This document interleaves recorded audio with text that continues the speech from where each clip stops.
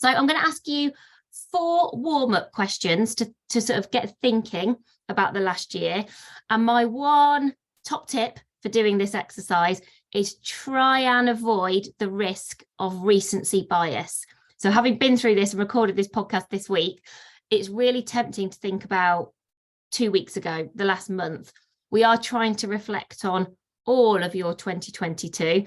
And some of these things you might want to think a bit more about after today, but just watch out for recency bias, because it's very often top of mind, and then that influences what we think and how we respond. So 4 questions for you. I'm going to ask you all of the 4. I'm then going to give you a couple of minutes just to think about it, and then we're going to come back and do some sharing, just so that for people who like a bit like me, like a bit of time to think, you've just had a moment to reflect. So 4 questions for you. So 1 word to sum up your 2022.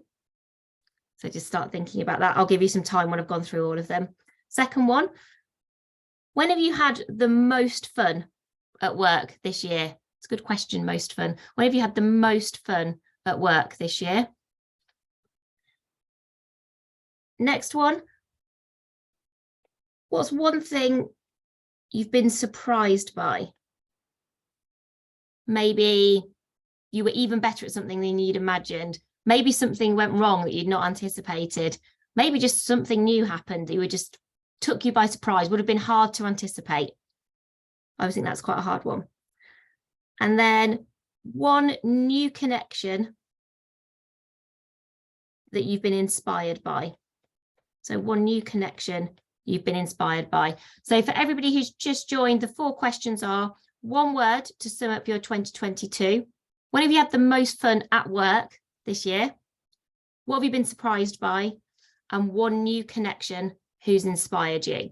So I'm just going to give you 2 minutes to think about that. I'll put those questions in chat for people who are just joining, and then we'll come back and share some of the insights.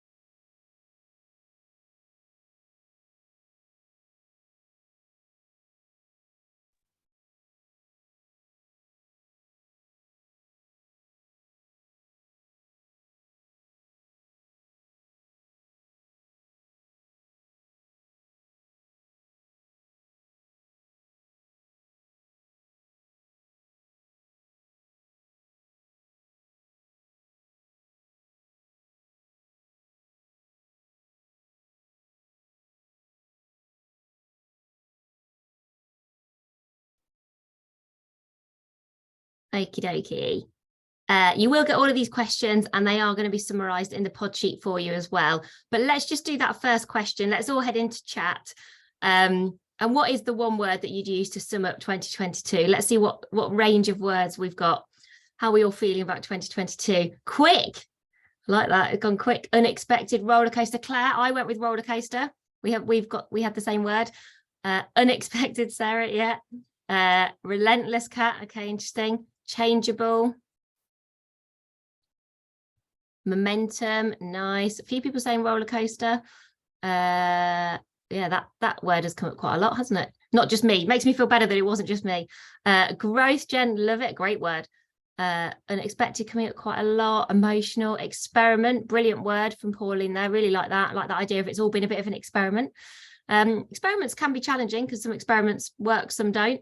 But great word. Slam dunk from Angela. I'm enjoying the confidence and clarity of that. What a great word. What a great way to be finishing the year. Quiet, nice. That sounds quite appealing, to be honest. Difficult to navigate. You've learned so much. Brilliant, intense, varied. And if you did have an example that you're okay to share, let me know. When have you had fun at work? One of the things that's really interesting is, we spend so much time at work the idea of play and fun, I think, are really important. I was listening to a really interesting podcast on that the other day. So when have we had some fun at work? Summer barbecue, brilliant. New contract, being part of a team. Yeah, I said our team away day, Sarah. That was my answer to that as well. I have to say it wasn't Helen's answer. Spending time together in personally, seeing some lovely locations. Yeah, I said the same thing. In the office, interesting seeing people. How important that is, probably because we've not had as much of it. Started working in a new agency, Leon, brilliant.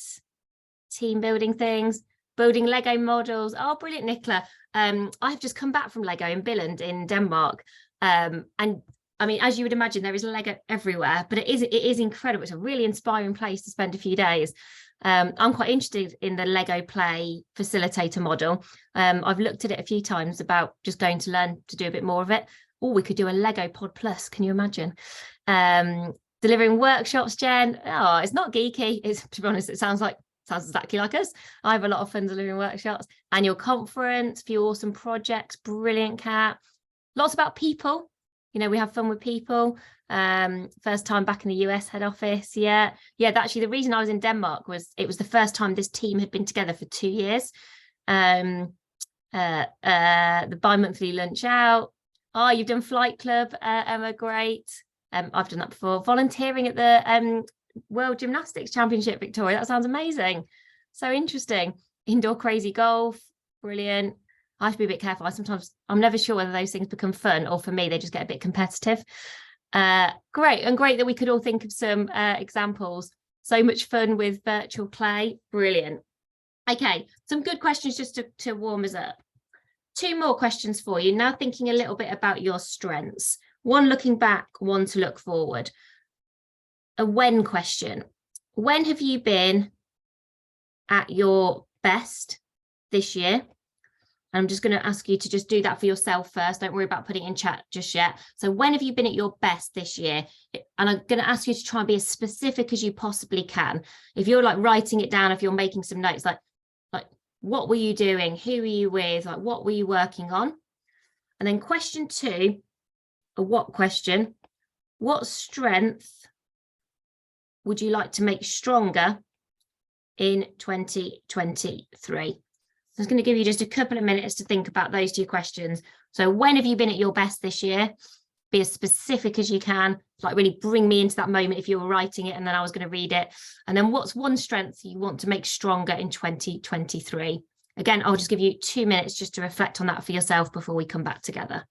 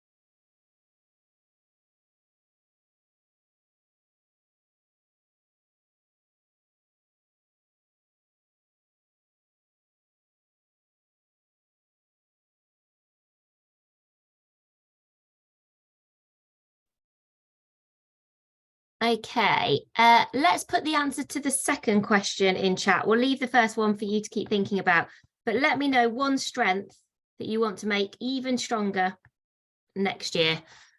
Networking, storytelling, focus, brilliant.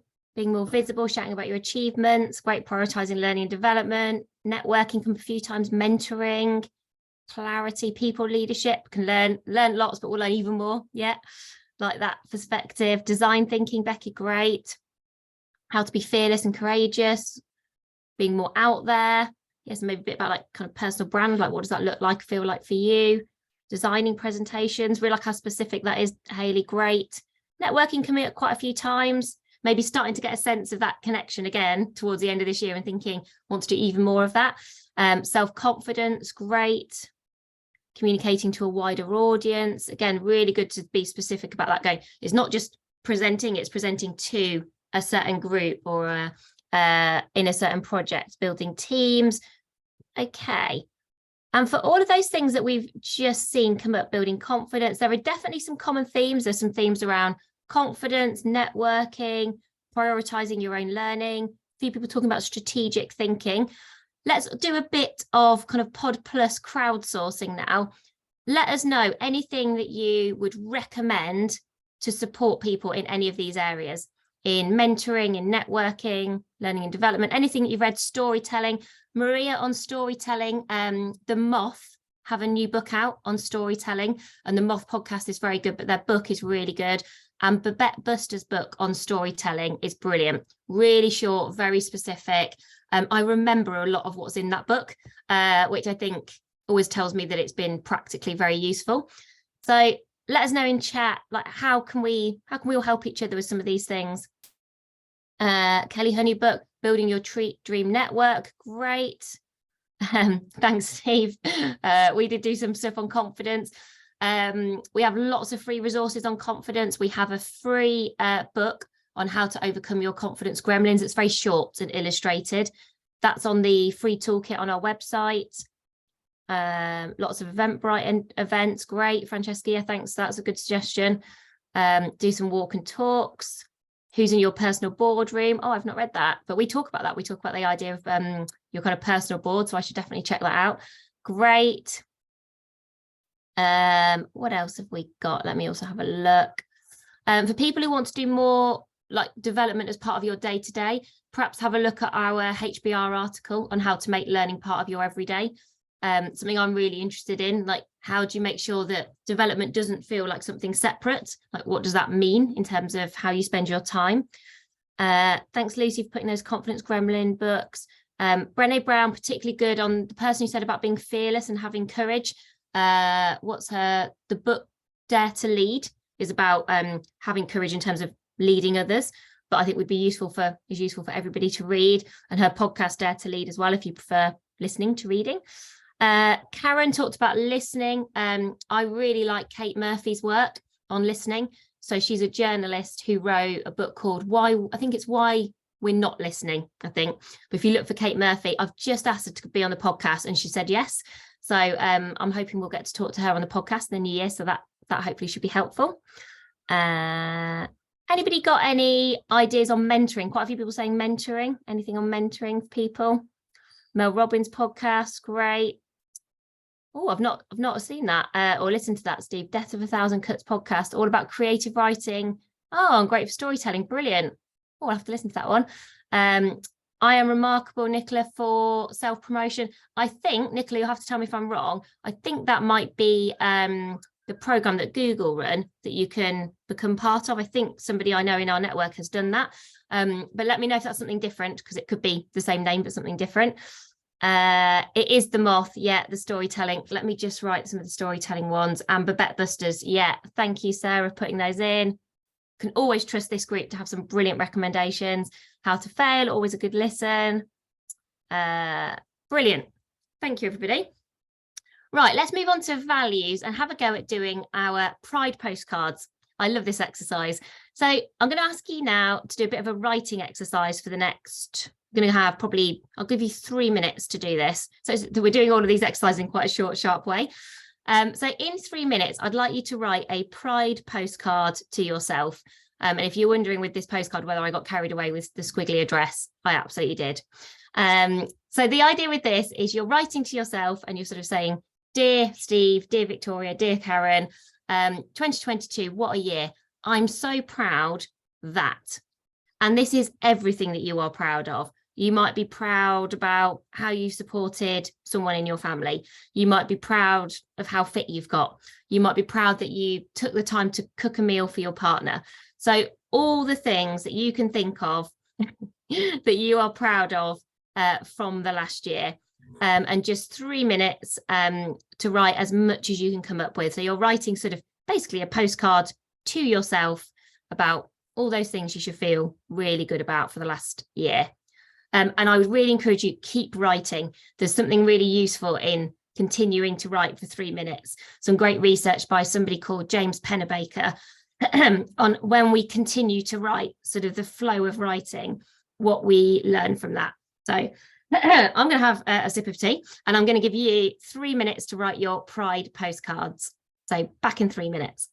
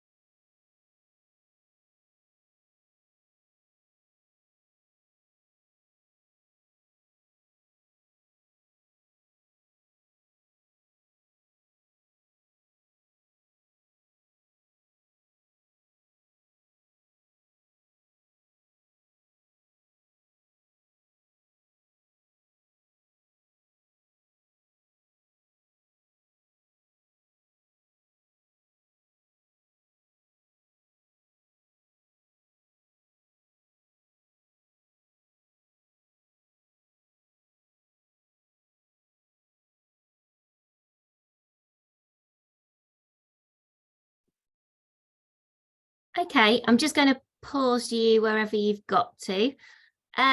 Just let me know in chat, how did those 3 minutes feel? How did it feel to write down some of those things you were proud of? Did it actually feel hard? Did you get a bit stuck? Did it feel brilliant? Did it feel like a long time? Like Francesca saying, very liberating. Awesome, Becky and Cattle, I like it. Heartwarming. Hard at first, then you got on a roll. Yeah, Kat, I'm sort of like that. It's quite cathartic. Got easier. Memory of a goldfish craze, Josie, yeah. Always interesting to see where you start, really interesting to see where you finish. Yeah, Nicola, in fairness, when I have done all of these exercises for our podcast, I went back over, I have to say, I did go back over my calendar for the year, because I was struggling a bit with recency bias. So, you've not had that luxury today. You like the focus on all of life? Yeah, because we're proud of loads of stuff. I'm definitely going to adopt, when my son wins Star of the Week at school the other week, I was like, I'm taking that as a pride postcard moment. Yeah, okay, great. So it's a nice thing to do. I interviewed a brilliant lady called Colette Phillips the other week. She was doing a masterclass for us on personal branding, and she said this phrase that really stuck with me. She said, we've all got to get better at marking the moments that make us feel proud. And I was like, this helps us to do that, helps us to mark the moments that make us feel proud. And I think pride is a slightly different question to strengths. I would guess you've said different things to when we were talking about strengths. So it's a really good exercise to do. And we are trying to think about some sort of tech that we could use so that actually you could do this within teams. Almost like once a quarter, you could almost be like everyone could create their own pride postcards. So I do like this. I think this is it's a really helpful exercise. Next question for you to think about, and maybe one for after today. Oh, I've not heard of that, Leon. I'll check that out, because this one is quite hard to do in the moment, but it's a really good question to ask yourself. When have you caged your confidence gremlins this year? So confidence gremlins are beliefs that hold us back, those doubts. And as Susan David in her brilliant TED Talk says, we should use our doubts as data. We don't want to ignore or avoid them. We all have doubts. But what we do want to do, and to use our phrase, we want to cage them, because we don't want to let them get in our way, get in the way of being as brilliant as you all can be. So just maybe think back over this year and think, with those gremlins that we've all got, and I promise you everybody has them, have you managed to cage them at any point? Have you managed to kind of overcome that belief that might sometimes hold you back? This is one that does take a little bit more thinking about. We're usually quite good at knowing our gremlins because they've been with us for quite a long time, but maybe just starting to think about some examples of, yes, I find that hard. Oh, but I still managed to speak up in that meeting, or I managed to put myself forward for something that scared me despite that confidence gremlin. So maybe if you've done something very different, or something that has scared you this year, that's often where you've overcome a confidence gremlin. Good thing to have a think about. This is a good question just to think in relation to networking. So I asked you about a strength you want to make stronger. This is slightly different. What do you want to learn from other people next year? So when we think about networking, and lots of you saying networking is something you want to do more of, we've talked about the importance of connection. A good way to focus your kind of creating your community and thinking about your connections, your curious career conversations, is not to start with the people, but to start with the purpose. Like, what is the purpose of these conversations? What do I want to learn? Is it that you want to learn more about something you know something about today? Is it that you want to learn something you know nothing about? So maybe head into chat if there's something that is front of mind or top of mind for you. Like, what do you want to learn from other people? What brilliance would you like to borrow? There's that great quote from Warren Buffett. When people tell me they've learned from experience, I tell them the trick is to learn from other people's experience. But what is that experience you want to learn from? Leon, great one. Increasing your ability to influence. I'm also just going to write down kudos boards so I just don't forget them. Okay. Public speaking. How to get the best out of senior leaders. Great. Public speaking. Yeah. On public speaking, how to own the room. Viv Groskop, brilliant. Really good place to start, I think, for public speaking. Peers in your industry that you great. Now that you've moved to the capital city, great, Steve. Learn more about job applications. Brilliant. Visibility, authentic visibility. Amal, really nice build then. So not being visible for the sake of it, but being visible in a useful way. Listening skills. Yeah, Toastmasters is good for practicing speaking. Creating clarity. Yeah, lovely. Asking really good questions. Asking good questions helps to create clarity. Lovely being confident in your own abilities, Tracy, really like that. Self-organized teams. Oh, who's really good on that, Kate? Someone was telling me about this the other day, that someone was talking about this, that playbook. I've got something on that. If you email me, Kate, somebody shared with me a really good playbook on self-organizing teams that they've shared in Notion. I'm getting to know Notion, if any of you have come across Notion. Landing key messages effectively, great. So use this to think about, what are the curious career conversations I want to have? What communities do I want to be part of? What do I say yes to that might not feel like a priority, but you know is going to help you to learn more about that thing? Good recommendation there, Claire. I've never read that, but I've heard lots of people recommend it. And then the last question from me, one work thing that you are looking forward to in 2023, and one home thing that you're looking forward to next year. So what's on your looking forward to list? So let's do work first. One work thing that you are looking forward to next year. Let me know in chat if anything springs to mind. Let me just see, Kate, if I can find that thing for you as well quickly.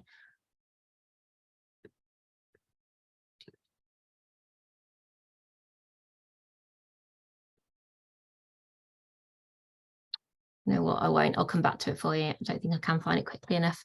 One thing, starting your business, Nicola, that feels like a big deal. Very exciting. Starting with a new client. Great. New challenge, connecting more, seeing our team grow, expanding team. Lots of people talking about team.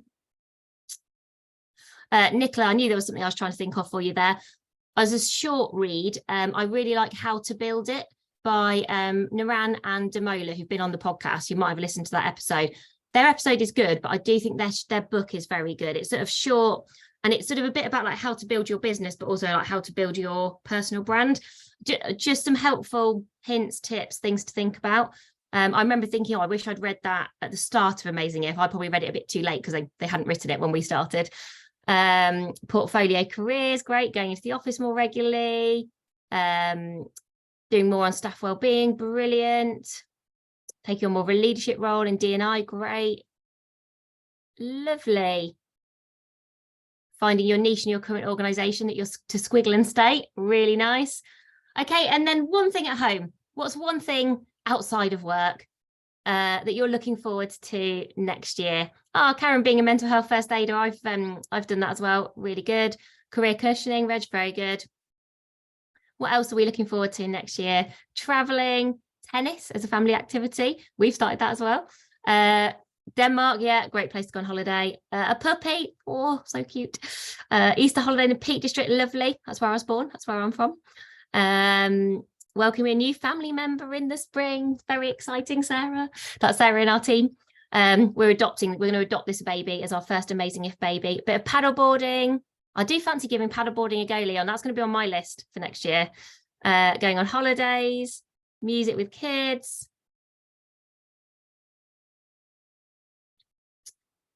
Thank you all so much. Southwold, I love Southwold. Very good, very posh fish and chip shop in Southwold where you get Prosecco with your fish and chips.